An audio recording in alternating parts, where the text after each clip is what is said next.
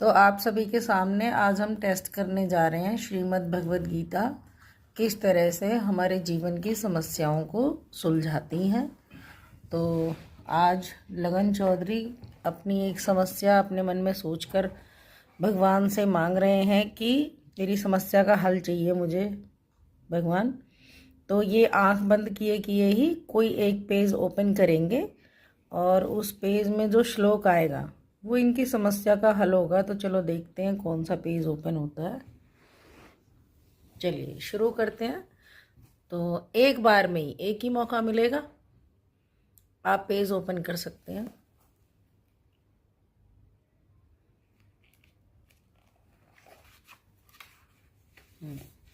ठीक है, इसमें देखते हैं कौन कौन से श्लोक आए हैं। सबसे पहला श्लोक है अव्यक्तोक्षरः इत्युक्तमहं परमां गतिम, अर्थात जिसे वेदांती अप्रकट तथा अविनाशी बताते हैं, जो परम गंतव्य है, जिसे प्राप्त कर लेने पर कोई वापस नहीं आता, वही मेरा परम धाम है।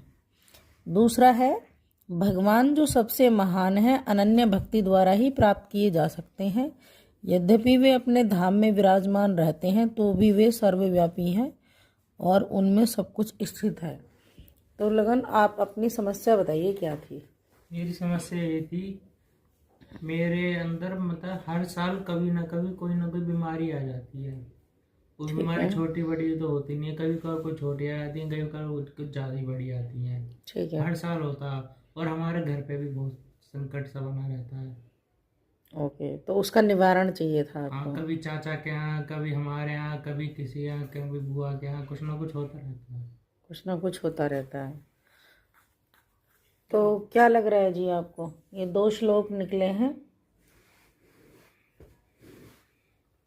तो अब आप देख पा रहे होंगे जो दूसरा श्लोक है हमारा, वो कहता है कि भगवान जो सबसे महान है, अनन्य भक्ति द्वारा ही प्राप्त किए जा सकते हैं। एक तरह से क्या हम इसको ऐसे समझ सकते हैं कि भक्ति निवारण हो सकती है सारे संकट का। हाँ बिल्कुल, भगवान की अगर हम भक्ति करेंगे और अपना ध्यान उनके चरणों में लगाएंगे। पहले इसका प्योर मतलब बताओ। इसका प्योर मतलब है, भगवान जी कहते हैं कि भगवान को अनन्य भक्ति द्वारा ही प्राप्त किया जा सकता है।